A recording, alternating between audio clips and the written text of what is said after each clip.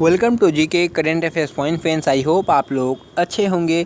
तो जैसा कि आज संडे है और संडे को मैं क्या करवाता हूँ आप लोगों को पता होगा। तो आज मैं मेगा टेस्ट लेके आया हूँ जिसमें मैं कोशिश करूँगा कि आप लोगों को 100 क्वेश्चंस का टेस्ट ले सकूँ, क्योंकि बीच में कुछ प्रॉब्लम हो सकता है या नहीं हो सकता उसके बारे में मैं नहीं कर सकता। ये क्लास हालांकि थोड़ा लंबा चलेगा क्योंकि देखिए 100 क्वेश्चंस मैं करवाऊँगा प्लस जो एक्स्ट्रा फैक्ट्स होंगे वो भी बता दूंगा। मतलब 100 क्वेश्चंस के साथ आपके कम से कम इसमें 150-200 क्वेश्चंस को कवर करा दूंगा। तो आप लोगों ने पहले यदि एक और मॉक टेस्ट मैंने करवाया है, मॉक टेस्ट बोला हूँ, मेगा टेस्ट टॉप 100 क्वेश्चंस का करा रखा है, नहीं देखा हो तो देख लीजिएगा। और देखिए नीचे एक मैंने कराया था साइंस के लिए मॉक टेस्ट, वो भी आप देख लीजिएगा। ये सैटरडे को साइंस का, संडे को जीके का मॉक टेस्ट मेगा टेस्ट होता है। चलिए आज का यह क्लास स्टार्ट करते हैं, ज़्यादा टाइम वेस्ट नहीं करता। इसके पहले आप लोगों ने ये चैनल है मेरा सब्सक्राइब नहीं किया हो तो चैनल को सब्सक्राइब कर दीजिएगा। यहाँ पर इसे बेल आइकन प्रेस करके नोटिफिकेशन बेल दबा दीजिएगा। चलिए आज का क्लास स्टार्ट करते हैं। टाइम को वेस्ट ना करते हुए आप लोग वीडियो का स्पीड ज़्यादा मत बढ़ाइए, क्योंकि हमारा ब्रेन ह्यूमन ब्रेन है। पहले एक बार वीडियो अच्छा से देख लेने के बाद रिवीजन करने वक्त स्पीड बढ़ा के कीजिएगा। चलिए आज का सेशन स्टार्ट करते हैं टाइम को वेस्ट ना करते हुए। तो पहला क्वेश्चन है, पीसा की मीनार किस देश से अवस्थित है? जो पीसा का मीनार है वह किस देश में अवस्थित है? तो पहला ऑप्शन आप लोगों को दिखाई दे रहा है, स्पेन है, इटली है, फ्रांस में है या फ्रांसिया में। तो इसका सही जवाब क्या होना चाहिए? तो देखिए पीसा का जो मीनार है वो कहाँ है? यह इटली में है। ऑप्शन बी सही जवाब इसका इटली हो जाएगा। इटली में लीनिंग टावर और पीसा को वास्तुशिल्प का अद्भुत नमूना माना जाता है। अपने निर्माण के बाद से ही मीनार लगातार जो है, पीसा की मीनार जो है लगातार झुकी रही है। इसी झुकी की वजह से यह दुनिया भर में मशहूर है। तो पीसा की मीनार झुकी हुई है। नेक्स्ट देखते हैं, पिरामिड स्थित है। तो पिरामिड कहाँ स्थित है? बेसिकली इस क्वेश्चन का सही जवाब क्या है? म्यांमार, जापान, श्रीलंका या मिस्र। तो देखिए इस क्वेश्चन का सही जवाब है पिरामिड जो है वो श्रीलंका में स्थित है। ग्रेट गीजा पिरामिड इसका नाम है। ग्रेट गीजा पिरामिड दुनिया के 7 अजूबों में से एक है और यह मिस्र के कौन से शहर में है? गीजा शहर में है, याद रखिए। सॉरी, इसका सही जवाब मिस्र होगा, मैंने श्रीलंका बताया। मिस्र के गीजा शहर में है। नेक्स्ट क्वेश्चन की तरफ बढ़ते हैं, एफिल टावर स्थित है। तो एफिल टावर कहाँ स्थित है? चलिए इसका सही जवाब क्या होना चाहिए? न्यूयॉर्क में, लंदन में या फिर दो ऑप्शन और दिखा रहा हूँ, पेरिस में या टोरंटो में। तो एफिल टावर जो है वो पेरिस में स्थित है। एफिल टावर फ्रांस की राजधानी पेरिस में स्थित एक लोह टावर है, लोहा का। इसका निर्माण कब हुआ था? 1887 में इसका निर्माण हुआ था। चलिए नेक्स्ट क्वेश्चन की तरफ चलते हैं। नेक्स्ट क्वेश्चन देखिए क्या है आप लोगों का। तो प्रख्यात जो बोरोबुदुर का बौद्ध स्तूप स्थित है, तो ये कहाँ स्थित है? चलिए इसका ऑप्शन दिखाते हैं आप लोगों को। जावा में, सुमात्रा में या जापान में या नेपाल में। तो यह कहाँ स्थित है? तो बोरोबुदुर विहार अथवा बुदुर इंडोनेशिया के मध्य प्रांत में कहाँ स्थित है? मलेगांग नगर में स्थित है। और ये कहाँ स्थित है? ये आपका जावा में स्थित है। नेक्स्ट क्वेश्चन की तरफ बढ़ते हैं। कंबोडिया में भारत स्थापत्य कला का एक उत्कृष्ट नमूना है। कहाँ? कंबोडिया में। बोरोबुदुर मंदिर, आनंद मंदिर, सीतन वासल मंदिर या अंकोर वाट का मंदिर। तो इसका सही जवाब क्या होना चाहिए? तो अंकोर वाट का मंदिर कंबोडिया में भारतीय स्थापत्य कला का एक उत्कृष्ट नमूना है। नेक्स्ट क्वेश्चन की तरफ बढ़ते हैं। कंबोडिया स्थित अंकोर वाट मंदिर किस देवता को समर्पित है? विष्णु, सूर्य, शिव या गणेश। तो यह किस देवता को बेसिकली समर्पित है? तो कंबोडिया स्थित जो मंदिर है वो विष्णु भगवान को समर्पित है। ऑप्शन ए सही जवाब हो जाएगा। नेक्स्ट क्वेश्चन की तरफ चलते हैं। मुस्लिम का पवित्र शहर मक्का किस देश में है? तो मुस्लिम का जो पवित्र शहर है मक्का किस देश में? ईरान, इराक, मिस्र या सऊदी अरब। तो देखिए इसका सही जवाब क्या हो जाएगा? इसका सही जवाब आपको भी पता है।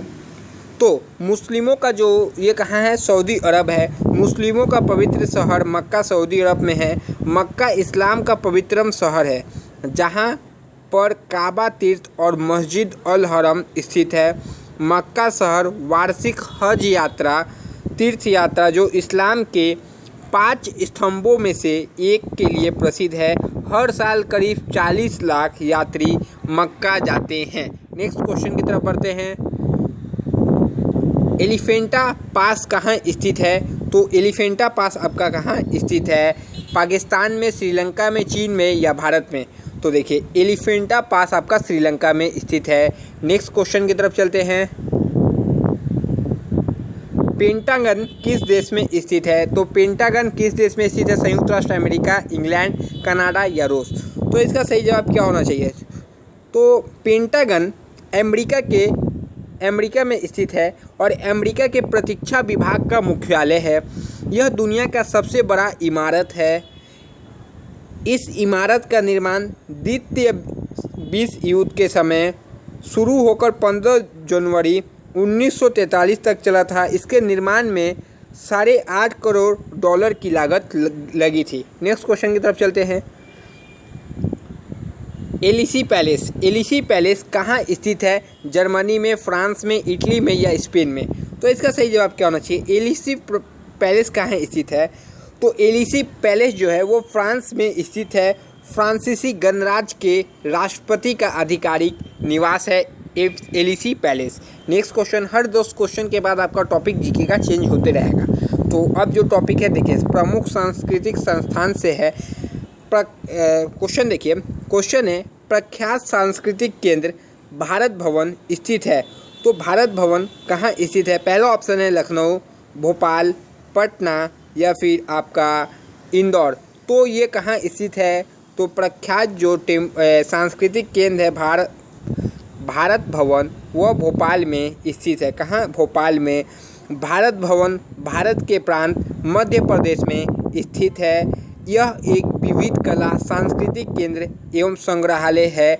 इसमें कला, ललित कला संग्रह, इंडोर, भारतीय कविताओं का पुस्तकालय आदि कई चीज़ें शामिल है। यह भोपाल के बड़े तालाब के निकट स्थित है। नेक्स्ट क्वेश्चन की तरफ बढ़ते हैं।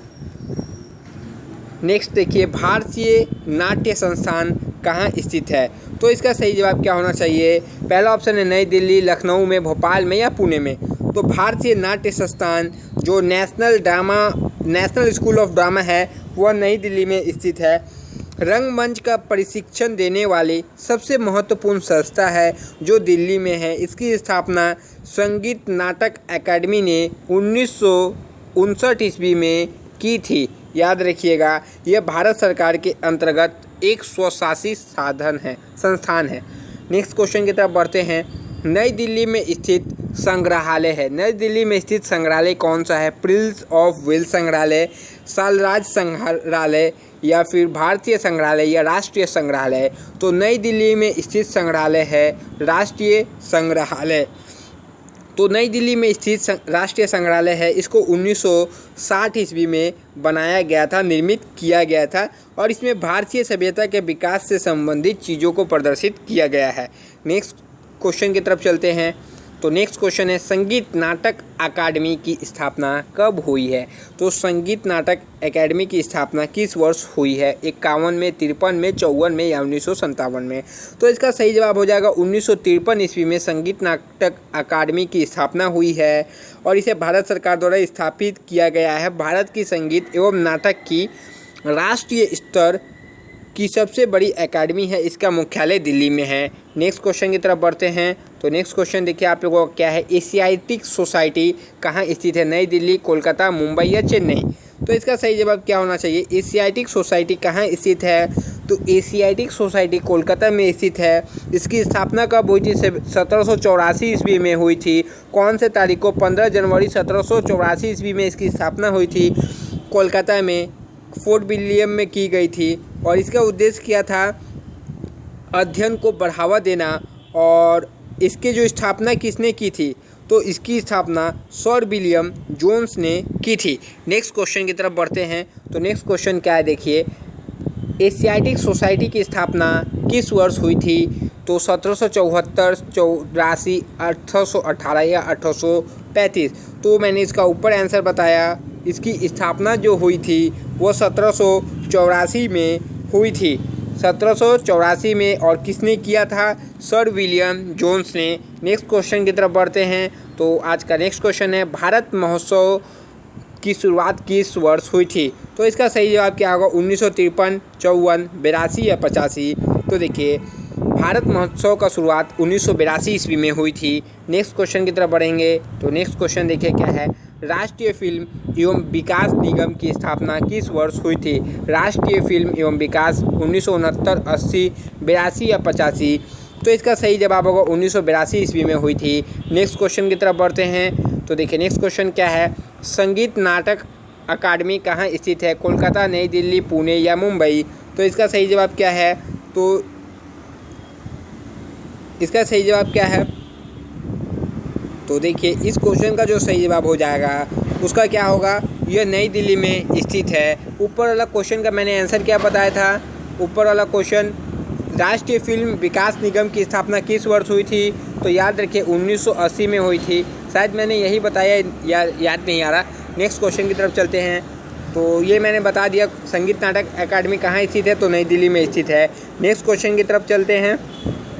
भारत महोत्सव का सर्वप्रथम आयोजन कहाँ किया गया था? ब्रिटेन में, अमेरिका में, फ्रांस में, जापान में? तो देखिए, इस क्वेश्चन का सही जवाब क्या होगा? तो भारत महोत्सव का सर्वप्रथम आयोजन ब्रिटेन में किया गया था। ऑप्शन ए सही जवाब हो जाएगा। नेक्स्ट क्वेश्चन की तरफ चलते हैं। 20 क्वेश्चन आप लोगों का हो चुका है। भारत में अंग्रेजी शिक्षा का मैग्ना कार्टा किसे कहा जाता है? तो देखिए, इस क्वेश्चन का सही जवाब क्या होगा? पहला ऑप्शन है वुड डिस्पैच।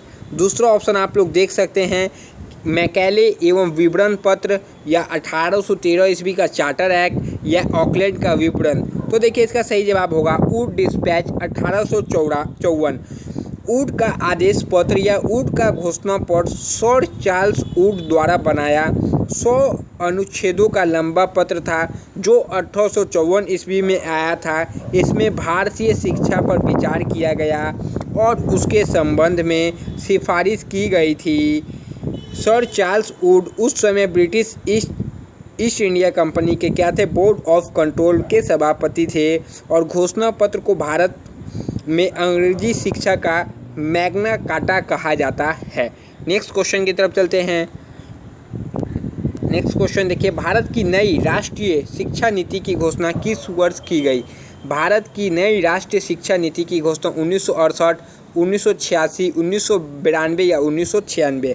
तो देखिए, इस क्वेश्चन का जो सही जवाब हो जाएगा 1986 ईस्वी में नई राष्ट्रीय शिक्षा नीति लागू की गई, जो अब तक चल रही है। इस बीच राष्ट्रीय शिक्षा नीति की समीक्षा के लिए 1990 ईस्वी में आचार्य राममूर्ति की अध्यक्षता में एक समीक्षा समिति तथा 1993 ईस्वी में प्रोफेसर यशपाल समिति का गठन किया गया है। नेक्स्ट क्वेश्चन की तरफ चलते हैं। तो आज का नेक्स्ट क्वेश्चन है, विश्वविद्यालय अनुदान आयोग वर्तमान विश्वविद्यालय विकास आयोग की स्थापना किस वर्ष की गई? 1956, 1961, 1965 या 1986? तो देखिए, इस क्वेश्चन का सही जवाब क्या हो जाएगा? तो 1956 ईस्वी में भारत का विश्वविद्यालय आयोग यानी यूनिवर्सिटी ग्रांट्स कमीशन यूजीसी केंद्र सरकार का एक आयोग है जो विश्वविद्यालयों को मान्यता देता है। यही आयोग सरकार द्वारा मान्यता प्राप्त विश्वविद्यालय एवं महाविद्यालयों को अनुदान भी करता है। इसका मुख्यालय नई दिल्ली में है और इसके 6 क्षेत्रीय कार्यालय भी है, जो पुणे, भोपाल, कोलकाता, हैदराबाद, गुवाहाटी एवं बेंगलुरु में स्थित है। इसकी स्थापना 1956 ईस्वी में हुई है। नेक्स्ट क्वेश्चन की तरफ बढ़ते हैं। राष्ट्रीय शैक्षिक अनुसंधान और प्रशिक्षण परिषद की स्थापना कब की गई थी? देखिए, आपको क्वेश्चन हार्ड लगता होगा, बट मैंने आज थोड़ा हार्ड क्वेश्चंस लिया है। 50 क्वेश्चंस के बाद आपको इजी मिलेगा। 1865, 1870, 1961 या 1968? तो देखिए, इस क्वेश्चन का सही जवाब हो जाएगा क्या? राष्ट्रीय शैक्षिक अनुसंधान और प्रशिक्षण परिषद की स्थापना 1961 ईस्वी में हुई थी। इसका इंग्लिश क्या होता है? NCERT, national council of educational research and training. इसका फुल फॉर्म बाकायदा एग्जाम में पूछा जाता है। भारत सरकार द्वारा स्थापित संस्थान है जो विद्यालयी शिक्षा से जुड़े मामलों पर केंद्रीय सरकार एवं प्रांतीय सरकार को सलाह देने के उद्देश्य से स्थापित की गई है। NCERT का, और उसकी स्थापना 1961 ईस्वी में हुई है। नेक्स्ट क्वेश्चन की तरफ बढ़ते हैं। राष्ट्रीय साक्षरता मिशन की शुरुआत कब हुई है? राष्ट्रीय साक्षरता मिशन की शुरुआत किस वर्ष हुई है? 1985, 1986, 1987 या 1988? तो इसका सही जवाब ऑप्शन डी यानी 1988 हो जाएगा। राष्ट्रीय साक्षरता मिशन NLM को वर्ष 1988 ईस्वी से 15 से 35 वर्ष के आयु के सभी निरक्षर व्यक्तियों को कार्यात्मक साक्षरता प्रदान करने के उद्देश्य से शुरू किया गया था। राष्ट्रीय माध्यमिक शिक्षा अभियान की शुरुआत माध्यमिक परीक्षा को बढ़ावा देने एवं इसकी गुणवत्ता में सुधार लाने के उद्देश्य से की गई थी। नेक्स्ट क्वेश्चन की तरफ चलते हैं। शिक्षा के 10+2+3 पैटर्न के लिए सर्वप्रथम सुझाव किसने दिया था?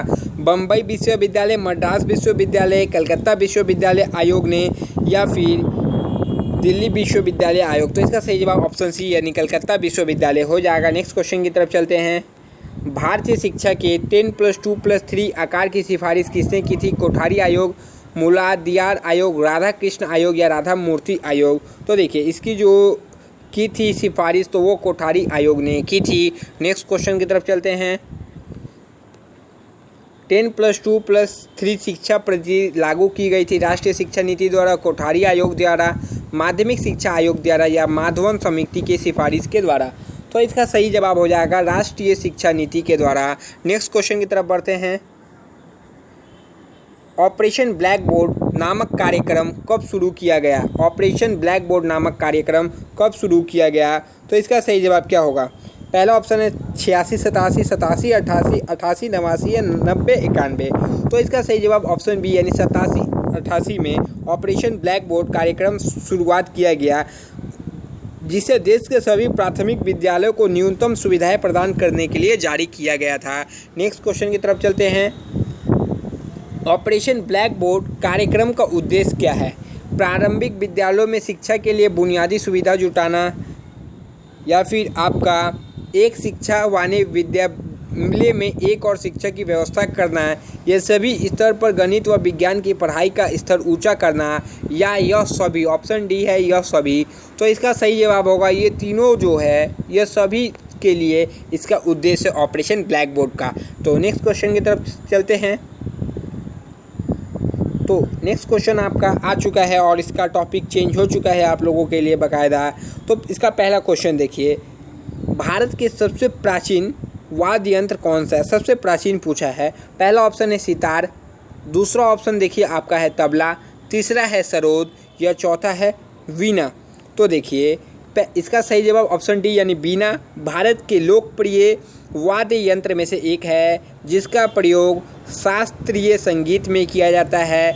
वीणा सुर ध्वनियों के लिए भारतीय संगीत में प्रयुक्त सबसे प्राचीन वाद्य यंत्र है। नेक्स्ट क्वेश्चन की तरफ चलते हैं। निम्नलिखित में से कौन सा अन्य समूह से मेल नहीं खाता? मतलब इसके जो तीनों समूह से मेल नहीं खाता कौन सा एक यंत्र है? वायलिन है, सरोद है, गिटार है या हारमोनियम है? तो इसका सही जवाब क्या होना चाहिए? हारमोनियम जो इसका सही जवाब हो जाएगा। वायलिन, सरोद तथा गिटार ये तीनों ही वाद्य यंत्र एक दूसरे से समानता रखते हैं, जबकि चौथा जो है हारमोनियम यह तार का वाद्य यंत्र नहीं है, इसी अर्थ में यह शेष तीनों से भिन्न है। हारमोनियम एक संगीत वाद्य यंत्र है जिसमें वायु प्रवाह किया जाता है। हारमोनियम आप लोग देखे होंगे वायु प्रवाह किया जाता है और भिन्न चपटी स्वर पटलों को दबाने से अलग अलग सुर की ध्वनि निकलती है। नेक्स्ट क्वेश्चन की तरफ चलते हैं। निम्नलिखित में से कौन सा वाद्य यंत्र बिना तार का है? मतलब उसमें तार नहीं है। पहला ऑप्शन है गिटार, दूसरा ऑप्शन है सितार या तीसरा ऑप्शन है ट्रम्पेट या इनमें से कोई नहीं? तो इसका सही जवाब हो जाएगा ऑप्शन बी यानी ऑप्शन सी यानी trumpet, not B, option C होगा। तो नेक्स्ट क्वेश्चन की तरफ चलते हैं। निम्नलिखित में से कौन सा सुशीर वाद्य यंत्र है? सुशीर वाद्य यंत्र है वायलिन, बांसुरी, सारंगी या सितार? तो देखिए इस क्वेश्चन का बेसिकली सही जवाब हो जाएगा बांसुरी। बांसुरी जो है एक सुशीर वाद्य यंत्र है जो वाद्यों को वायु द्वारा बजाया जाता है, इसलिए इसे सुशीर वाद्य कहते हैं। जैसे बांसुरी हुआ, शंख हुआ, हारमोनियम हुआ, इत्यादि हुआ। नेक्स्ट क्वेश्चन की तरफ चलते हैं। निम्नलिखित में से कौन तंत्री वाद्य यंत्र है? तंत्री वाद्य यंत्र मृदंगम, तबला, शहनाई या संतूर? तो देखिए इस क्वेश्चन का जो सही जवाब हो जाएगा, जो वाद्य यंत्र है तंत्री, वो क्या है? संतूर है। क्या? संतूर। संतूर भारत का सबसे लोकप्रिय वाद्य यंत्र में से एक है, जिसका प्रयोग शास्त्रीय संगीत से लेकर हर तरह के संगीत में किया जाता है। नेक्स्ट क्वेश्चन की तरफ बढ़ते हैं। मृदंगम होता है दो मुंह वाला ढोल, एक प्रकार की बांसुरी, एक तार का वाद्य या एक मृग। तो मृदंगम क्या होता है? यह दो मुंह वाला ढोल होता है। नेक्स्ट क्वेश्चन की तरफ चलते हैं। संगीत यंत्र सितार का आविष्कार किसने किया था? तो सितार का आविष्कार किसने किया था? अमीर खुसरो, रामदास, तानसेन या ऑप्शन डी आप लोगों को दिखाया जा रहा है या हरिदास? तो इसका सही जवाब क्या हो जाएगा? तो इसका सही जवाब अमीर खुसरो ने ही संगीत यंत्र सितार का आविष्कार किया था। और संगीत सुदर्शन में कहा गया है कि सितार का आविष्कार 18वीं शताब्दी में अमीर खुसरो नामक एक फ़कीर ने किया था। नेक्स्ट क्वेश्चन की तरफ चलते हैं। नेक्स्ट क्वेश्चन क्या है आप लोगों का? निम्नलिखित में से कौन सा मुगल शासक वीणा वादन के लिए प्रसिद्ध था? वीणा वादक के लिए मुगल शासक अकबर, हुमायूं, औरंगजेब या बाबर? तो इस क्वेश्चन का सही जवाब क्या हो जाएगा? औरंगजेब जो थे वह वीणा बजाने में निपुण थे, हालांकि उसने अपने राज्य में संगीत पर रोक लगा दी थी। नेक्स्ट क्वेश्चन की तरफ चलते हैं। मुगल सम्राट अकबर किस वाद्य यंत्र को बहुत ही कुशलता से बजाता था? वीणा, पखावाज, सितार या नक्कारा? तो देखिए इसका सही जवाब हो जाएगा, वो नक्कारा को बहुत अच्छे से बजाता था मुगल सम्राट कुशलता से। नक्कारा एक ताल वाद्य यंत्र है। इस लोक वाद्य का उपयोग अनेक लोक नृत्यों में किया जाता है। नेक्स्ट क्वेश्चन की तरफ चलते हैं। उस्ताद बिस्मिल्लाह खान किस वाद्य यंत्र को बजाते थे? तो उस्ताद बिस्मिल्लाह खान बांसुरी, तबला, शहनाई या सरोद?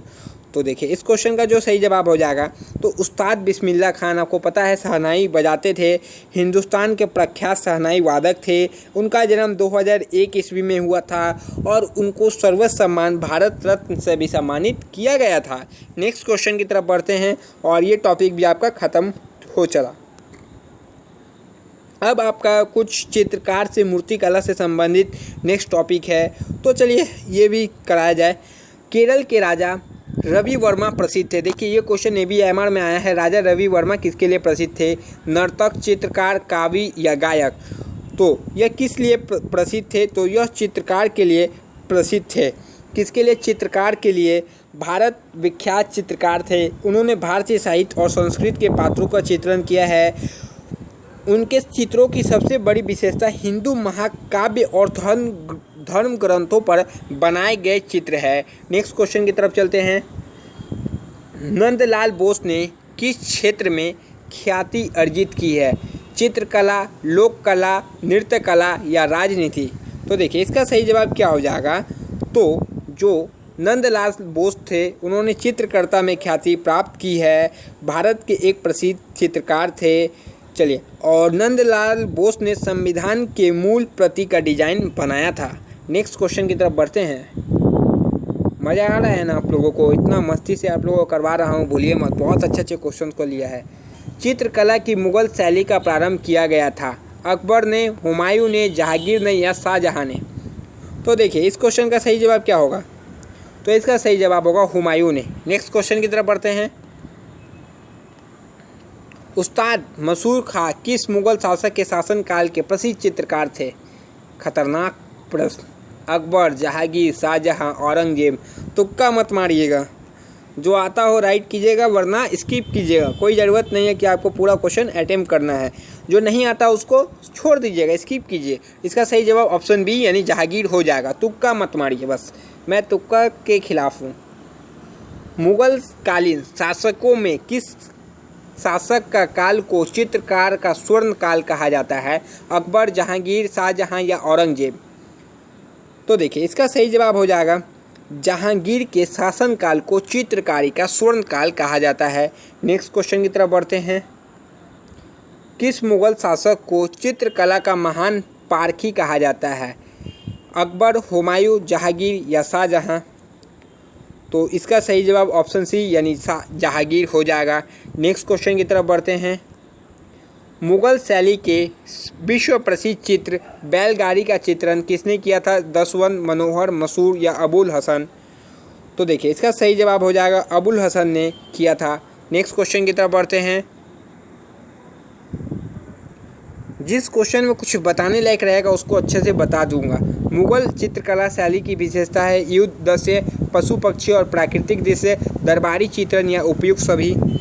तो देखिए इसका सही जवाब हो जाएगा उपयुक्त सभी है, युद्ध दृश्य है, पशु पक्षी और प्राकृतिक भी है, नेक्स्ट दरबारी चित्रण भी है। तो उपयुक्त सभी इसका सही जवाब हो जाएगा। नेक्स्ट क्वेश्चन की तरफ बढ़ते हैं। जैमिनी राय ने कला के किस क्षेत्र में नाम कमाए? मूर्ति कला, संगीत, चित्रकला या नाट्य कला? तो इसका सही जवाब क्या होगा? तो जैमिनी जो राय थी उनको पद्म भूषण से भी सम्मानित किया गया था। वे अवनींद्रनाथ ठाकुर की सबसे प्रसिद्ध शिष्यों में से एक थे, अवनींद्रनाथ की। और यह किस लिए प्रसिद्ध है? तो यह आपके लिए चित्रकला के लिए प्रसिद्ध है। नेक्स्ट क्वेश्चन की तरफ चलते हैं। भारतीय चित्रकला में पुनर्जीवनवादी विचारधारा का प्रवर्तक कौन था? नेक्स्ट क्वेश्चन और अच्छा क्वेश्चन है। चलिए इसका सही जवाब हो जाएगा नंद बोस, जैमिनी रॉय, अविंद्रनाथ टैगोर या गगनेंद्रनाथ टैगोर? तो इसका सही जवाब हो जाएगा जैमिनी रॉय। तो आपका ये एक और टॉपिक ख़त्म होते हुए 10 क्वेश्चंस का। अब जो टॉपिक आएगा उसमें आप लोगों को मज़ा आएगा, क्योंकि ये कॉमन टॉपिक है, आप लोगों को इसका आंसर देने में भी मज़ा आएगा। तो चलिए इसका पहला क्वेश्चन शुरुआत किया जाए। तो पृथ्वी के वायुमंडल का कितना प्रतिशत जो भाग है 29 किलोमीटर की ऊंचाई तक पाया जाता है? तो इसका सही जवाब क्या होना चाहिए? पहला ऑप्शन है 29%, दूसरा ऑप्शन देखिए, दूसरा ऑप्शन है 57%, तीसरा ऑप्शन है 76% या 97%? तो इसका सही जवाब हो जाएगा 97%। पृथ्वी के चारों ओर हजारों किलोमीटर की ऊंचाई तक फैले हुए गैसीय आवरण को वायुमंडल कहा जाता है। स्टॉक होल्डर के अनुसार जो 97% भाग 29 किलोमीटर की ऊंचाई तक है। नेक्स्ट क्वेश्चन की तरफ चलते हैं। निम्नलिखित में से कौन सा कथन असत्य है? मतलब कौन सा कथन असत्य है? चलिए, वायुमंडल की ऊपरी सीमा लगभग 10,000 किलोमीटर की ऊंचाई तक है। वायुमंडल का 50% भाग 5.6 किलोमीटर की ऊंचाई तक स्थित है। या ऊंचाई में वृद्धि के साथ जलवाष्प की मात्रा में वृद्धि होती है। तो इसका सही जवाब क्या है? तो देखिए तीन ही क्वेश्चन में से आपको सही बताना है। असत्य है मतलब गलत है। तो इसका ऑप्शन सी यानी ऊंचाई में वृद्धि के साथ जलवाष्प की जो मात्रा होती है वृद्धि नहीं होती है, याद रखिए। नेक्स्ट क्वेश्चन की तरफ बढ़ते हैं। नेक्स्ट क्वेश्चन देखिए, वायुमंडल में सार्वत्रिक स्थायी तत्व है नाइट्रोजन, ऑक्सीजन, कार्बन डाइऑक्साइड या जलवाष्प? तो देखिए वायुमंडल में सर्वाधिक स्थायी तत्व जो है वह जलवाष्प है। जलवाष्प अथवा जलवाष्प पानी को गैसीय अवस्था और अन्य अवस्था के विपरीत अदृश्य होती है। पृथ्वी के वायुमंडल में इसकी लगातार परिवर्तनशील होती है, मात्रा जो है परिवर्तनशील होती है। द्रव अवस्था में स्थित पानी से जलवाष्प का निर्माण क्वथन अथवा वाष्पीकरण के द्वारा होता रहता है और संघनन द्वारा जलवाष्प द्रव अवस्था में भी परिवर्तित होती रहती है। बर्फ में भी इसकी परिवर्तन होती है। बर्फ में इसका निर्माण ऊर्ध्वपातन की प्रक्रिया द्वारा होता है। नेक्स्ट क्वेश्चन की तरफ चलते हैं। वायुमंडल में सर्वाधिक कौन सी गैस मिलती है? Oxygen, hydrogen, nitrogen, carbon dioxide? इसका सही जवाब आप लोग दे सकते हैं। तो देखिए इसका सही जवाब हो जाएगा नाइट्रोजन जो है पाया जाता है। नाइट्रोजन 78 पॉइंट कुछ % है एंड ऑक्सीजन 20% कुछ है। कार्बन डाइऑक्साइड जो है 0.03% है और आर्गन है 0.93%। जैसे मुझे याद है आपको भी याद होना चाहिए। नेक्स्ट क्वेश्चन की तरफ चलते हैं। वायुमंडल में सर्वाधिक मात्रा में विद्यमान जो अक्रिय गैस कौन सी है? सर्वाधिक मात्रा में विद्यमान अक्रिय गैस, तो इसका सही जवाब हो जाएगा ऑर्गन, क्रिप्टॉन, हीलियम या नियॉन? तो इसका सही जवाब आर्गन हो जाएगा। अक्रिय से तात्पर्य क्या है? Inert gas. तो सर्वाधिक मात्रा में इनर्ट रहती है 0.93%, कुछ ऐसे रहती है, यानी 1% के आसपास। इसके बाद जो नियॉन और हीलियम है। नेक्स्ट क्वेश्चन की तरफ बढ़ते हैं। वायुमंडल मुख्यतः गर्म होता है सूर्य की सीधी किरणों से, पृथ्वी की विकिरण द्वारा, पृथ्वी के अंदर की उष्मा से, पृथ्वी की गति के घर्षण द्वारा। तो वायुमंडल मुख्यतः किसके कारण गर्म होता है? तो वायुमंडल जो है पृथ्वी के विकिरण द्वारा गर्म होता है। पृथ्वी को सूर्य से प्राप्त होने वाला विकिरण जो है लघु तरंगों के रूप में होता है, जिसे वायुमंडल जो है सोख नहीं पाता है। परिणाम स्वरूप प्रवेशी और विकिरण भूतल से पृथ्वी पर पहुंचकर पृथ्वी को गर्म कर देता है। गर्म होकर पृथ्वी विकिरण पिंड बनाती है और वायुमंडल में दीर्घ तरंगों के रूप में ऊर्जा का विकिरण करने लगती है। यह ऊर्जा वायुमंडल को नीचे से जो है वह गर्म करती है। इस प्रक्रिया को ही विकिरण कहा जाता है। नेक्स्ट क्वेश्चन की तरफ बढ़ते हैं। निम्नलिखित में से कौन सा युग्म वायुमंडल के गैसों की बढ़ती मात्रा को दर्शाता है? तो इसका सही जवाब देखिए, ओजोन, कार्बन डाइऑक्साइड, ऑक्सीजन या नाइट्रोजन। तो मैंने जस्ट ऊपर ही बताया था। तो देखिए पहला ऑप्शन है ओजोन, कार्बन डाइऑक्साइड, ऑक्सीजन और nitrogen. Nitrogen, oxygen, carbon dioxide या ओजोन। तो carbon dioxide, ozone, oxygen, nitrogen या argon, nitrogen, oxygen, carbon dioxide. देखिए सबसे ज़्यादा नाइट्रोजन होती है, पर ये देखिए उल्टा दिया है, सबसे पहले ओजोन आएगा। तो देखिए पहला ऑप्शन चेक कीजिए, बढ़ती मात्रा में कौन सा है? तो सबसे ज़्यादा नाइट्रोजन बताया था, ऑक्सीजन बताया था, कार्बन डाइऑक्साइड बताया था, ओजोन बताया था। तो ऑप्शन ए सही जवाब हो जाएगा। नेक्स्ट क्वेश्चन की तरफ चलते हैं। नेक्स्ट क्वेश्चन है, निम्नलिखित में से कौन सी गैस ग्रीन हाउस प्रभाव के लिए उत्तरदायी है? Chlorine, CO2, oxygen, hydrogen. तो देखिए इस क्वेश्चन का सही जवाब मैंने कराया है क्वेश्चन। इसका सही जवाब ऑप्शन CO2 हो जाएगा। ग्रीन हाउस गैस ग्रह के वातावरण या जलवायु के परिवर्तन और अतः भूमंडलीय उष्मीकरण के लिए उत्तरदायी है। इनमें सबसे ज़्यादा उत्सर्जन carbon dioxide, nitrous oxide, methane, chlorofluorocarbon, वाष्प, ओजोन आदि करती है। नेक्स्ट क्वेश्चन की तरफ बढ़ते हैं। सूर्य की तीव्र किरणों द्वारा झुलसने से वायुमंडल से कौन सी गैसें रक्षा करती है? Oxygen, nitrogen, ozone. चलिए इसका सही जवाब आपको बहुत अच्छे से पता है। तो इसका सही जवाब ऑप्शन सी यानी ओजोन हो जाएगा। जो ओजोन परत है पृथ्वी के वायुमंडल की एक परत है जिनमें ओजोन गैस की सघनता अपेक्षाकृत अधिक होती है। ओजोन परत के कारण ही धरती पर जो है जीवन संभव है। याद रखिएगा, यह परत सूर्य के उच्च आवृत्ति के पैराबैंगनी प्रकाश की 93 से 99% जो मात्रा है को अवशोषित कर लेती है, जो पृथ्वी पर जीवन के लिए हानिकारक है। पृथ्वी को वायुमंडल का 91% से अधिक ओजोन यहाँ मौजूद है। तो याद रखिएगा, ओजोन यदि परत ना रहे तो सबको स्किन कैंसर हो सकता है, याद रखिएगा। नेक्स्ट क्वेश्चन की तरफ बढ़ते हैं।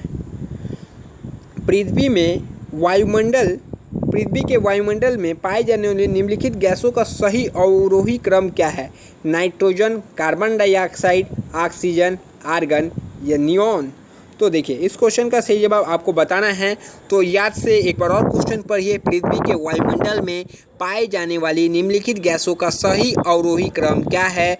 Nitrogen, carbon dioxide, oxygen, argon या नियॉन। तो देखिए 1 3 2 4 5 यानी इसका सही जवाब आपको क्या होना चाहिए? देखिए 1 3 2 5 4, 1 3 4 2 5 या 1 2 3 5 4। तो आपको 5 सेकंड का समय ज़रूर दिया जाएगा कि आप लोग एक बार अच्छे से इसको देख लें। अब मैं आपको बताता हूँ। तो इसका सही जवाब होगा, पहले नाइट्रोजन आता है, नाइट्रोजन के बाद आता है ऑक्सीजन, ऑक्सीजन के बाद क्या आएगा? आर्गन आएगा, आर्गन के बाद क्या आएगा? कार्बन डाइऑक्साइड आएगा, फिर नियॉन आएगा। यानी इसका ऑप्शन सी 1 3 4 2 5 जो हो जाएगा वायुमंडल में पाई जाने वाली गैसों का सही अवरोही क्रम है। नेक्स्ट क्वेश्चन की तरफ बढ़ते हैं। सौर प्रणाली की खोज किसने की थी? चलिए नया टॉपिक से फिर नया क्वेश्चन आपके सामने हाजिर है। तो पहला ऑप्शन है गैलीलियो, J.L. बियर्ड, कोपरनिकस या केपलर। तो इसका सही जवाब क्या हो जाएगा? सौर प्रणाली की खोज किसने की थी? तो सौर प्रणाली की खोज मुझे बताने की ज़रूरत नहीं है, कोपरनिकस ने ही की थी। नेक्स्ट क्वेश्चन की तरफ बढ़ते हैं। सूर्य के चारों ओर घूमने वाले खगोलीय पिंड क्या कहलाते हैं? ग्रह, उपग्रह, क्षुद्रग्रह, पुष्कल तारा।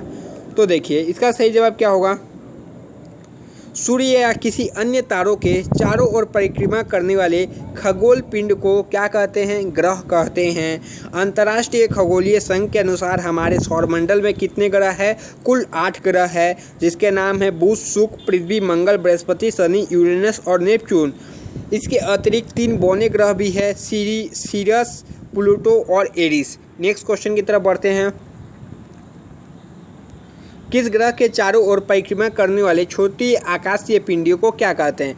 किसी ग्रह के चारों ओर चारों ओर परिक्रमा करने वाले छोटी आकाश पिंड को क्या कहते हैं? ग्रह, उपग्रह, क्षुद्रग्रह या सौर तारा। तो इसका सही जवाब हो जाएगा जो कहते हैं उपग्रह कहते हैं। किसी ग्रह के चारों ओर परिक्रमा करने वाले छोटी आकाश पिंड को उपग्रह कहते हैं।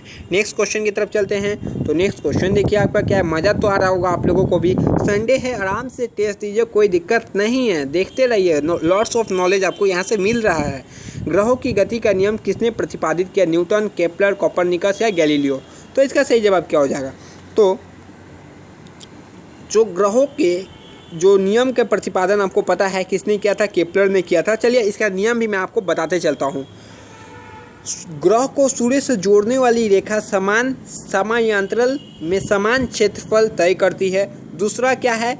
ग्रह द्वारा सूर्य की परिक्रमा के कक्षीय अवधि का वर्ग अर्ध दीर्घ अक्ष यानी सेमी मेजर एक्सिस के घन के समानुपाती होता है। किसी ग्रह की कक्षीय अवधि का वर्ग उसकी कक्षा के अर्ध प्रमुख अक्ष के घन के सीधे अनुपातिक होता है। नेक्स्ट क्वेश्चन की तरफ बढ़ते हैं। सौरमंडल में कुल कितने ग्रह है? तो अभी मैंने आपको बताया 8, 9, 10, 11। तो इसका सही जवाब हो जाएगा 8। सौरमंडल में कुल हमारे 8 ग्रह है। चलिए नेक्स्ट क्वेश्चन की तरफ बढ़ते हैं। नेक्स्ट क्वेश्चन आपके बहुत इंपॉर्टेंट क्वेश्चन है आपके लिए और आपको इसका जवाब पता है, मुझे भी लग रहा है। सूर्य से बढ़ती दूरी के अनुसार ग्रहों को निम्न में से कौन सा सही क्रम है? बुध, शुक्र, पृथ्वी, मंगल, बुध, पृथ्वी, मंगल, शुक्र, बुध, मंगल, पृथ्वी, शुक्र या बुध, मंगल, शुक्र, पृथ्वी। तो देखिए इस क्वेश्चन का सही जवाब क्या हो जाएगा? क्या बोला है? कौन सा क्रम? सही क्रम में बढ़ती दूरी के अनुसार। तो इसका सही जवाब क्या होना चाहिए? बुध, शुक्र, पृथ्वी, मंगल, यानी ऑप्शन ए इसका सही जवाब हो जाएगा। नेक्स्ट क्वेश्चन की तरफ बढ़ते हैं। पृथ्वी से बढ़ती दूरी के अनुसार ग्रहों का निम्न में से कौन सा क्रम सही है? मंगल, शुक्र, बुध, बृहस्पति, शुक्र, मंगल, बुध, बृहस्पति, शुक्र, बुध, मंगल, बृहस्पति या मंगल, शुक्र, बृहस्पति, बुध। तो देखिए इस क्वेश्चन का सही जवाब क्या होना चाहिए? तो क्या पूछा है? बढ़ती दूरी के अनुसार ग्रहों का कौन सा क्रम सही है? तो शुक्र, मंगल, बुध, बृहस्पति इसका सही जवाब होगा। और नेक्स्ट क्वेश्चन की तरफ बढ़ते हैं। आकार के अनुसार सौरमंडल के ग्रहों का अवरोही क्रम क्या है? तो क्वेश्चन मैंने आपको बता दिया। आकार के अनुसार सौरमंडल में ग्रहों के अवरोही क्रम क्या है? बृहस्पति, शनि, वरुण, पृथ्वी, शुक्र, मंगल एवं बुध। बृहस्पति, शनि, वरुण, अरुण, पृथ्वी, शुक्र, बुध एवं मंगल। बृहस्पति, शनि, वरुण, अरुण, पृथ्वी, बुध, मंगल एवं शुक्र। चलिए आंसर आपको तीनों में से ही देना है। तो इसका सही जवाब क्या होगा? पहला ऑप्शन बृहस्पति, शनि, वरुण, पृथ्वी, शुक्र, मंगल एवं बुध जो है आकार के अनुसार सौरमंडल के ग्रहों का अवरोही क्रम है। नेक्स्ट क्वेश्चन की तरफ बढ़ते हैं। निम्नलिखित में से कौन सौरमंडल का भाग नहीं है? सौरमंडल का भाग नहीं है। चलिए अब डायरेक्ट ऑप्शन पे आते हैं। क्षुद्र ग्रह, धूमकेतु ग्रह या निहारिका। तो इसका सही जवाब हो जाएगा सौरमंडल का निहारिका एक भाग नहीं है। याद रखिएगा निहारिका एक भाग नहीं है सौरमंडल का। चलिए नेक्स्ट क्वेश्चन की तरफ बढ़ते हैं। नेक्स्ट क्वेश्चन क्या है? सूर्य के चारों ओर चक्कर लगाते ग्रह का वेग। चलिए इसका सही जवाब बताइए। सूर्य के जो चारों ओर चक्कर लगाते हुए ग्रहों का वेग क्या होता है? नियत रहता है, अधिकतम होता है जब सूर्य के समीप होता है, अधिकतम होता है जब सूर्य से दूर होता है, कुछ नहीं कहा जा सकता। तो इसका सही जवाब क्या होना चाहिए? सूर्य के चारों ओर चक्कर लगाते ग्रह का वेग अधिकतम कब होता है? जब सूर्य के समीप होता है। नेक्स्ट क्वेश्चन की तरफ बढ़ते हैं। और देखिए अब आज का नेक्स्ट, अब आपके कुछ हिस्ट्री से भी मैंने क्वेश्चंस उठाए हैं। जीके मतलब कहीं से भी आपका क्वेश्चन, हर टॉपिक को मैंने सोचा है थोड़े थोड़े क्वेश्चन के साथ ही कवर किया जाए। तो देखिए पहला क्वेश्चन ही आपके हिस्ट्री से है, महात्मा गांधी ने सत्याग्रह सबसे पहले कहाँ प्रयुक्त की गई, कहाँ स्टार्ट किया था, याद रखिए। देखिए ये क्वेश्चन काफ़ी एग्जाम्स में आ चुका है और आपको इसका आंसर पता भी होगा। चलिए, दांडी, चंपारण, खेड़ा या अहमदाबाद। तो इसका सही जवाब क्या होगा? तो इसका सही जवाब हो जाएगा आपका चंपारण। चंपारण। गांधी ने दक्षिण अफ्रीका में, तो गांधी ने दक्षिण अफ्रीका में सत्याग्रह और अहिंसा के अपने आजमाए हुए अस्त्र का भारत में पहला प्रयोग कहाँ किया था? चंपारण की धरती में किया था, याद रखिए। यहीं उन्होंने यह भी तय किया कि वे आगे से केवल एक कपड़े में ही गुजर बसर करेंगे। इस आंदोलन के बाद उन्होंने महात्मा की उपाधि से विभूषित किया गया था। नेक्स्ट क्वेश्चन की तरफ चलते हैं। अंग्रेज पुलिस अफसर कैप्टन सैंडर्स किसके द्वारा गोली से मारा गया था? बटुकेश्वर दत्त, राम प्रसाद बिस्मिल, चंद्रशेखर आज़ाद या भगत सिंह? चलिए इसका सही जवाब आपको पता होगा बहुत अच्छे से। भगत सिंह इसका सही जवाब होगा। भगत सिंह पर कई किताबें लिखने वाले जेएनयू के एक प्रोफेसर थे जिसका नाम क्या था? चमन लाल ने बताया था कि सैंडर्स पर सबसे पहले गोली राजगुरु ने चलाई थी। उसके बाद भगत सिंह ने सैंडर्स पर गोली चलाई। सैंडर्स की हत्या के बाद दोनों लाहौर से निकाले गए थे। नेक्स्ट क्वेश्चन की तरफ चलते हैं। जय हिंद का नारा किसने दिया था? बहुत ही इजी क्वेश्चन। सुभाष चंद्र बोस, जवाहरलाल नेहरू, मोतीलाल नेहरू, महात्मा गांधी। तो आपको पता होगा जय हिंद का नारा सुभाष चंद्र बोस ने दिया था। इसका शाब्दिक अर्थ क्या है? भारत की जय विजय है। यह नारा भारतीय क्रांतिकारी आबिद हसन सफरानी द्वारा दिया गया था। तत्पश्चात यह भारतीयों में प्रचलित हो गया एवं नेताजी सुभाष चंद्र बोस द्वारा आज़ाद हिंद फौज के युद्ध घोष के रूप में प्रचलित किया गया था। नेक्स्ट क्वेश्चन की तरफ बढ़ते हैं। टाइम हालांकि ज़्यादा हो रही है, कोई दिक्कत नहीं है, संडे है, आराम से क्वेश्चन को अटेंड कीजिए। आपको कितना नॉलेज मिल रहा है इस टेस्ट से आपको भी पता है। नेक्स्ट है, निम्नलिखित में से किस वर्ष मुस्लिम लीग ने एक पृथक राष्ट्र का संकल्प स्वीकार किया था? तो इसका सही जवाब क्या होना चाहिए? चलिए इसका ऑप्शन पे आते हैं। 1907, 1922, 1931 या 1940। तो इसका सही जवाब क्या है? तो इसका सही जवाब 1940 है। पाकिस्तान ने अलग राज्य बनाने का नेतृत्व मोहम्मद अली जिन्ना ने किया था। आगा खा और एक सलीमुल्लाह इत्यादि ने मुस्लिम लीग के निर्माण में अपना योगदान दिया था। नेक्स्ट क्वेश्चन की तरफ बढ़ते हैं। वर्ष 1947 ईस्वी के बाद निम्नलिखित में से किस राज्य को भारत संघ के सैनिक कार्रवाई द्वारा बलपूर्वक मिलाया गया था? ऑप्शन देखिए, हैदराबाद, कश्मीर, पटियाला या मैसूर। तो इसका सही जवाब क्या होगा? तो इसका सही जवाब हैदराबाद हो जाएगा। जब भारत स्वतंत्र हुआ था 1947 में, ब्रिटिश शासन से हुई शर्तों के तहत हैदराबाद ने, जिसका प्रतिनिधित्व मुख्यमंत्री मंत्रिमंडल और निजाम कर रहे थे, स्वतंत्र होने को चुना। एक मुक्त शासक की भांति या ब्रिटिश साम्राज्य की रियासत की भांति भारत ने हैदराबाद और आर्थिक नाकेबंदी लगा दी थी। तब हैदराबाद राज्य को एक विराम समझौता करना पड़ा। भारत की स्वतंत्रता के करीब एक साल बाद, 1948 ईस्वी के दिन निजाम के अधिनियम प्रपत्र पर हस्ताक्षर किए गए। 1 नवंबर 1956 ईस्वी को भारत का भाषाई आधार पर पुनर्संगठन किया गया था। हैदराबाद स्टेट के प्रदेश नए बने। आंध्र प्रदेश मुख्यमंत्री और कर्नाटक राज्यों में तेलुगु भाषा लोगों के अनुसार बांट दिए गए। इस तरह हैदराबाद नए बने राज्य आंध्र प्रदेश की राजधानी बना था। नेक्स्ट क्वेश्चन की तरफ चलते हैं। देखिए कंप्लीट डिटेल्स आपको भी मिलने से आपको भी कुछ नॉलेज मिलता है। किसने कहा था तुम मुझे खून दो मैं तुम्हें आज़ादी दूंगा? चलिए बहुत फेमस नारा है। तो सुभाष चंद्र बोस, अरविंद घोष, भगत सिंह या कुछ भी होनी चाहिए। चलिए इसका सही जवाब होगा सुभाष चंद्र बोस। पूर्व एशिया में नेताजी ने अनेक भाषण देकर वहां के स्थायी भारतीय लोगों में से आज़ाद हिंद फौज में भर्ती होने और उसे आर्थिक मदद देने का आह्वान किया। उन्होंने अपने आह्वान में यह संदेश भी दिया था कि तुम मुझे खून दो मैं तुम्हें आज़ादी दूंगा। नेक्स्ट क्वेश्चन की तरफ भी बढ़ते हैं धीरे धीरे। देशबंधु की उपाधि संबंधित है? बी आर अम्बेडकर, चित्तरंजन दास, बिपिन चंद्र पाल या रविन्द्रनाथ टैगोर? तो देखिए इसका सही जवाब हो जाएगा देश बंधु चित्तरंजन दास। सुप्रसिद्ध ये नेता थे जिनका नाम दीनबंधु से लोकप्रिय है। कवि, पत्रकार तथा भारतीय स्वतंत्रता आंदोलन के प्रमुख नेता थे। उन्होंने बहुत स्वतंत्रता सेनानियों के मुकदमे भी लड़े थे। नेक्स्ट क्वेश्चन की तरफ बढ़ते हैं। कांग्रेस का 1929 का अधिवेशन जिसमें पूर्ण स्वराज की लक्ष्य घोषित किया गया था, कहाँ हुआ था? याद रखिए, पूर्ण स्वराज की लक्ष्य का घोषित किया गया था। पहला ऑप्शन है बम्बई, कलकत्ता, लाहौर या मद्रास। तो देखिए इसका सही जवाब होगा लाहौर।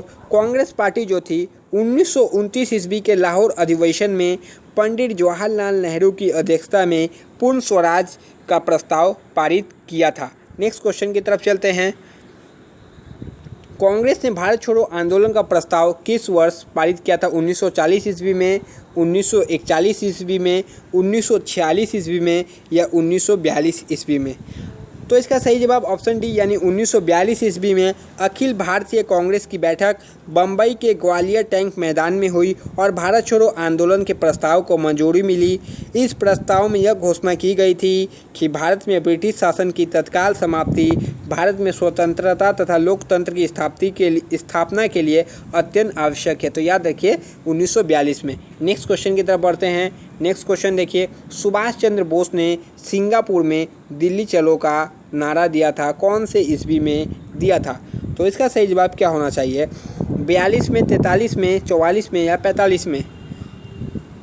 तो नेताजी ने 5 जुलाई 1943 ईस्वी में को सिंगापुर के टाउन हॉल के सामने सुप्रीम कमांडर के रूप में सेना को संबोधित करते हुए दिल्ली चलो का नारा दिया और जापानी सेना के साथ मिलकर ब्रिटिश व कॉमनवेल्थ सेना से बर्मा सहित इम्फाल और कोहिमा में एक साथ जमकर मोर्चा लिया था नेताजी सुभाष चंद्र बोस ने। नेक्स्ट क्वेश्चन की तरफ बढ़ते हैं। नेक्स्ट क्वेश्चन है आनंद मठ के लेखक कौन है? तो एक नए टॉपिक के साथ फिर आपके लिए क्वेश्चंस लेके आए हूँ। इसके बाद शायद ये अब टोटल 20 ही क्वेश्चन बाकी है। रविन्द्रनाथ टैगोर, बंकिम चंद्र चटर्जी, सरोजनी नायडू या अरविंद घोष? तो देखिए आनंद मठ के लेखक आपको बहुत अच्छे से पता है कौन है, बंकिम चंद्र चटर्जी है। आनंद मठ जो है बांग्ला भाषा का एक उपन्यास है जिसकी रचना बंकिम चंद्र चट्टोपाध्याय ने 1882 ईस्वी में की थी। डेट याद रख लीजिए, कहीं आपसे डेट पूछ ले तो। इस कृति का भारतीय स्वतंत्रता संग्राम और स्वतंत्रता के क्रांतिकारियों पर बहुत गहरा प्रभाव पड़ा। भारत का राष्ट्रीय गीत वंदे मातरम इसी उपन्यास से लिया गया है, आनंद मठ से लिया गया है। नेक्स्ट क्वेश्चन की तरफ बढ़ते हैं। भूदान आंदोलन किसने प्रारंभ किया था? महात्मा गांधी, जयप्रकाश नारायण, विनोबा भावे या राम मनोहर लोहिया? तो देखिए इसका सही जवाब क्या होगा? भूदान आंदोलन विनोबा भावे ने प्रारंभ किया था। कब किया था? याद रखिए 1951 ईस्वी में किया था। 1951 ईस्वी में किया था। कब? 1951 ईस्वी में। और सुधार आंदोलन था यह। उनकी कोशिश थी कि भूमि का पुनः वितरण सिर्फ कानूनों के जरिए नहीं हो बल्कि एक आंदोलन के माध्यम से जन भागीदारी से ही सफल करने की कोशिश की जाए। नेक्स्ट क्वेश्चन की तरफ बढ़ते हैं। लाइफ डिवाइन पुस्तक के लेखक कौन हैं? तो ऑप्शन देखिए महात्मा गांधी, रविन्द्रनाथ टैगोर, राधा कृष्ण या अरविंद घोष? तो लाइफ डिवाइन पुस्तक के लेखक अरविंद घोष है। नेक्स्ट क्वेश्चन की तरफ बढ़ते हैं। बंगाल के एशियाटिक सोसाइटी 1784 ईस्वी में उसके प्रवर्तक थे वारेन हेस्टिंग। और 3 ऑप्शन आप लोगों को दिखाया जा रहा है, सर विलियम जोन्स, जेम्स मैकिन्टॉश या जेम्स प्रिंसेप? तो इसका सही जवाब सर विलियम जोन्स हो जाएगा, जो एशियाटिक सोसाइटी के ये थे प्रवर्तक थे। 1784 ईस्वी में इसकी स्थापना कोलकाता में हुई थी। नेक्स्ट है भारत की संविधान सभा किसके अनुसार गठित की गई है? तो चलिए इसका सही जवाब क्या होना चाहिए? पहला ऑप्शन है साइमन आयोग का प्रस्ताव, कैबिनेट मिशन का योजना। और 2 ऑप्शन आप लोगों को दिखाया जाता है, माउंट बेटन योजना या क्रिप्स प्रस्ताव। तो यह कैबिनेट मिशन योजना के तहत भारत की संविधान सभा गठित की गई थी। कैबिनेट मिशन दिल्ली कब आया था? 24 मार्च को 1946 ईस्वी में कैबिनेट मिशन अपने प्रस्ताव को प्रस्तुत किया? 16 मई 1946 कैबिनेट मिशन का 1946 ईस्वी का उद्देश्य बहुत सारे थे, तो मैं आपको अभी इसका उद्देश्य नहीं बता सकता, बहुत समय लग जाएगा। नेक्स्ट क्वेश्चन की तरफ बढ़ते हैं अब। प्रथम भारतीय नोबेल पुरस्कार विजेता थे? सीवी रमन, रविन्द्रनाथ टैगोर, हरगोविंद खुराना या इनमें से कोई नहीं? तो देखिए, आपको पता है सर रविन्द्रनाथ टैगोर जो थे प्रथम नोबेल पुरस्कार विजेता थे और गुरुदेव के नाम से भी इनको जाना जाता है। रविन्द्रनाथ साहित्य के लिए नोबेल पुरस्कार पाने वाले पहले भारतीय थे।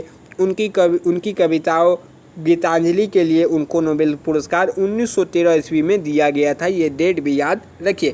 नेक्स्ट क्वेश्चन की तरफ बढ़ते हैं।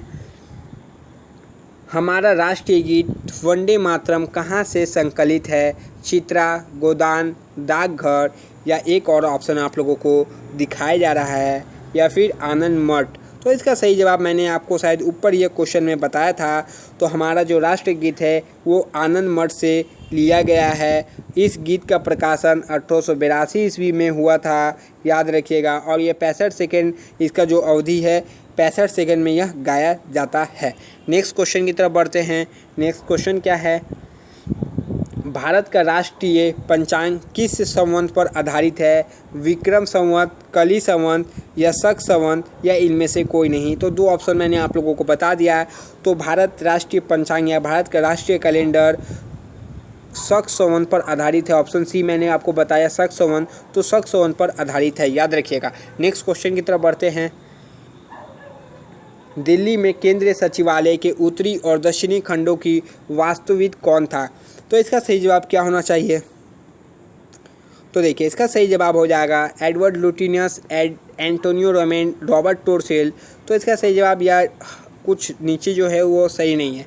चलिए तीनों ऑप्शन में से बता दीजिए। तो एडवर्ड लुटियनस जो थे केंद्रीय सचिवालय के उत्तरी और दक्षिणी खंडों की वास्तुविद थे। नेक्स्ट क्वेश्चन की तरफ बढ़ते हैं। निम्नलिखित में से कौन सी कृति रविन्द्रनाथ टैगोर की नहीं है? तो इनमें से कौन सी ऐसी कृति है जो रविन्द्रनाथ टैगोर की नहीं है? तो इसका सही जवाब क्या होगा? चित्रा, कपाल कुंडला, द कोर्ट डांसर या चित्रागंधा? तो कपाल जो कुंडला है ये रविन्द्रनाथ टैगोर की नहीं है। Next question. अब नेक्स्ट जो क्रिकेट के क्वेश्चंस है, स्पोर्ट्स का क्वेश्चंस है, ये आपके लास्ट और आखिरी के क्वेश्चन हैं। तो इसमें कोशिश कीजिएगा कि आप कुछ अच्छे मार्क्स ला सके, क्योंकि बाकी कुछ क्वेश्चंस आपके लिए आज के लिए टफ जरूर थे।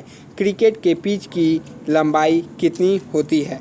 तो चलिए, इससे पहला क्वेश्चन है, तो इसका जो जवाब आपको देना है, देखिए 4 ऑप्शन दिखाया जा रहा है। 22 मीटर, 22 गज या 20 गज या 20.12 गज। तो इसका सही जवाब क्या होना चाहिए? क्रिकेट के पिच की लंबाई हमेशा कितनी होती है? 22 गज होती है। इसके दोनों ओर स्टंप होता है। पिच क्रिकेटों के बीच की लंबाई जो होती है और चौड़ाई होती है, यह एक समतल सतह है। इस पर बहुत ही कम घास होती है। चलिए नेक्स्ट क्वेश्चन की तरफ बढ़ते हैं। ये सब तो आपको पता ही है। क्रिकेट में प्रयुक्त गेंद की परिधि होती है। तो क्रिकेट में जो गेंद है उसकी प्रयुक्त परिधि कितनी होती है? 22.4 सेंटीमीटर से 22.9, 21.69 सेंटीमीटर से 22.4 सेंटीमीटर। तो इसका सही जवाब क्या होना चाहिए? ये दोनों में से ही आप जवाब बता दीजिए। तो इसका सही जवाब होगा 22.4 सेंटीमीटर से लेके 22.9 सेंटीमीटर तक गेंद की परिधि होती है। नेक्स्ट क्वेश्चन की तरफ बढ़ते हैं। क्रिकेट में बल्ले की अधिकतम अनुमत लंबाई कितनी होती है? पहला ऑप्शन देख सकते हैं आप लोग 32 इंच है, दूसरा 34 इंच, तीसरा 36 इंच या चौथा 38 इंच। तो इसका सही जवाब है, तो क्रिकेट के नियमों का नियम 6 बल्ले के आकार को सीमित है। इसके अनुसार जो इसका लंबाई होगी वह 38 इंच की होती है। नेक्स्ट क्वेश्चन की तरफ बढ़ते हैं। क्रिकेट में भूमि से स्तंभ की ऊंचाई कितनी होती है? तो भूमि से स्तंभ की ऊंचाई कितनी होती है? पहला ऑप्शन है 22 इंच और 2-4 ऑप्शन जो आप लोग देख लीजिए, 25 इंच, 28 इंच या 30 इंच। तो क्रिकेट में भूमि से स्तंभ की ऊंचाई लगभग 28 इंच की होती है और प्रत्येक विकेट के कुल चौड़ाई जो होती है वह 9 इंच होती है। प्रत्येक स्टंप की लंबाई 22 इंच यानी 71.1 सेंटीमीटर होती है। नेक्स्ट क्वेश्चन की तरफ बढ़ते हैं। क्रिकेट में प्रयुक्त गेंद का वजन कितना होता है? चलिए इस क्वेश्चन का सही जवाब बताना है 159 ग्राम के आसपास या 163, 149 से लेकर 153, 159 से लेकर 174। तो इसका सही जवाब क्या होना चाहिए? क्रिकेट गेंद की परिधि परिधि नहीं, इसमें क्या पूछा गया है? इसमें आपसे पूछा गया है प्रयुक्त गेंद का वजन 159.9 ग्राम से 163 ग्राम तक होती है। नेक्स्ट क्वेश्चन की तरफ बढ़ते हैं। नेक्स्ट क्वेश्चन देखिए, फुटबॉल में गोल पोस्ट की चौड़ाई होती है 2.6 मीटर, 3.66 मीटर, 4.26 मीटर, या फिर एक और ऑप्शन आप लोगों को दिखाया जा रहा है। तो यह नेवी एमआर में भी क्वेश्चन पूछा गया है 7.32 मीटर। तो फुटबॉल में गोल पोस्ट के जो चौड़ाई होती है वो 7.32 मीटर की होती है। नेक्स्ट क्वेश्चन की तरफ चलते हैं। हॉकी के मैदान में गोल पोस्ट की चौड़ाई कितनी होती है? 1.66 मीटर, 2.66 मीटर, 3.66 मीटर, और एक ऑप्शन दिखा दिया जा रहा है 4.66 मीटर। तो याद रखिए हॉकी भारत का राष्ट्रीय खेल है। तो इसका सही जवाब आप लोगों को पता होगा। तो इसका सही जवाब क्या था? जो इसका सही जवाब हो जाएगा 2.66 मीटर जो है हॉकी के मैदान में गोल पोस्ट की चौड़ाई होती है। नेक्स्ट क्वेश्चन की तरफ बढ़ते हैं। तो देखिए नेक्स्ट क्वेश्चन क्या है, बैडमिंटन में नेट की ज़मीन से ऊंचाई होती है 1.50 मीटर, 1.55 मीटर, 1.59 मीटर या 1.65 मीटर। तो बैडमिंटन से नेट की जो ऊंचाई होती है वह 1.55 मीटर की होती है। नेक्स्ट क्वेश्चन की तरफ बढ़ते हैं। लॉन टेनिस में प्रयुक्त गेंद का वजन होता है। तो लॉन टेनिस में प्रयुक्त जो गेंद का वजन कितना होता है? 2.40 ग्राम से 2.53 ग्राम, 24 ग्राम से 35 ग्राम तक, 36.5 ग्राम से 52.9 ग्राम या 67.60 ग्राम से 58.5 ग्राम। तो देखिए इसका जो सही जवाब हो जाएगा, लॉन टेनिस जो है कि गेंद जो होती है खोखली होती है, फुलाई हुई रबर से बनी होती है, जो कपड़े से ढकी होती है, जो समान होनी चाहिए। इसका जो होता है 56.7 ग्राम से 58.8 ग्राम इसका वजन होता है। नेक्स्ट और आज का आखिरी क्वेश्चन है। तो चलिए इस क्वेश्चन का जवाब ज़रूर सही दीजिए। खो खो मैदान में कितनी क्रॉस लेंस होती है? तो चलिए इसका सही जवाब आप लोगों को बताना है। तो खो खो जो मैदान में करीब 8, 5, 6, 7, 8 कितनी क्रॉस लेंस होती है? तो खो खो मैदान में 8 क्रॉस लेंस होती है। खो खो के मैदान की लंबाई भी याद रखिए 29 मीटर होती है और चौड़ाई कितनी होती है? खो खो मैदान की 16 मीटर होती है। मैदान के अंत में 16 मीटर 2.7 मीटर के 2 आयताकार होते हैं। मैदान के बीच में 23.50 मीटर लंबी और 30 सेंटीमीटर चौड़ी पट्टी होती है। पट्टी के प्रत्येक सिरे पर एक लकड़ी का पोल होता है। इसमें 30 सेंटीमीटर के 8 वर्ग होते हैं। कितने? 8 वर्ग होते हैं 30 सेंटीमीटर के। तो आज आपका यहाँ 100 क्वेश्चन का मेगा टेस्ट ख़त्म हो गया। करीब देखिए आपको 58 मिनट के आसपास लगा है। तो ज़रूर बताइएगा कि आपका स्कोर कैसा रहा और आपका ये टेस्ट कैसा रहा, कैसा क्वेश्चन था, ज़रूर बताइए। और जय हिंद फ्रेंड्स। जैसे कि मैं आप लोगों को जय हिंद बोलता हूँ तो आप लोग जय हिंद का रिप्लाई जय हिंद में ज़रूर दिया कीजिए। यह डिफेंस में कोई नमस्कार नहीं चलता है। जय हिंद एक स्लोगन है। जैसे डिफेंस में कभी भी किसी को जय हिंद ही बोला जाता है, किसी को राम राम प्रणाम जल्दी नहीं बोला जाता है। तो जय हिंद। तो जैसे मैं आप लोगों को जय हिंद बोल रहा हूँ, आप लोगों को भी जय हिंद विश ज़रूर करना चाहिए यदि आप डिफेंस की प्रिपरेशन कर रहे हैं या कोई भी फील्ड की प्रिपरेशन कर रहे हैं। जय हिंद का जवाब जय हिंद आप कमेंट में दे सकते हैं। जय हिंद गाइस। नेक्स्ट वीडियो में फिर आपसे मिलेंगे। अपना मार्क्स कमेंट करके ज़रूर बताइएगा और वीडियो कैसा लगा यह भी ज़रूर बताइएगा। संडे है, आराम से आप टेस्ट दीजिए। बहुत क्वेश्चंस कराया है और बहुत डिटेल्स में भी कराया है, तो आपको इस वीडियो से काफ़ी सारी नॉलेजेस मिलेंगे। और कोई भी चैनल आपको इतने क्वेश्चंस और इतने ज़्यादा डिटेल्स में नहीं करवाता है। तो मैं बस आप लोगों का सिलेक्शन चाहता हूँ। सिलेक्शन से मतलब है यदि 4-5 बंदे भी यहाँ से सिलेक्ट हो जाते हैं तो वो मेरे लिए खुशी की बात होगी कि मेरा कुछ योगदान रहा उनके सिलेक्शन में। तो बस आप लोग और कुछ नहीं, सिलेक्शन ज़रूर लीजिए। और टेस्ट देखिए, मैंने अभी तक कुल आपका 50 शॉर्ट टेस्ट भी लिया है। उन टेस्ट सबसे ज़्यादा इम्पॉर्टेंट वही सब टेस्ट है। ये टेस्ट तो बेस आपका प्रिपरेशन चेक करने के लिए लिया जाता है कि आपका प्रिपरेशन कैसा चल रहा है। तो वो जो 50 टेस्ट मैंने अभी तक करा रखा है उसमें अभी तक 1250 क्वेश्चंस कराया है। वो क्वेश्चंस को ज़रूर दीजिए। मैं महाकुंभ क्लासेस चलाता हूं आपके लिए। महाकुंभ यानी एक वीडियो में उसमें कम से कम 12 से 13 टॉपिक होते हैं। एग्ज़ाम में सफलता पाने के लिए उन टॉपिक्सों को आपको रिवीजन करना होगा। कम से कम डेली एक बार महाकुंभ आपको देखना होगा। क्या लगेगा, ज़्यादा से ज़्यादा 20-25 मिनट देख नहीं सकते। एग्ज़ाम क्वालिफाई करना है तो 25 मिनट आप समय निकालिए। महाकुंभ डेली एक बार देखिए। सोते समय देख सकते हैं या सुबह उठ के देख सकते हैं।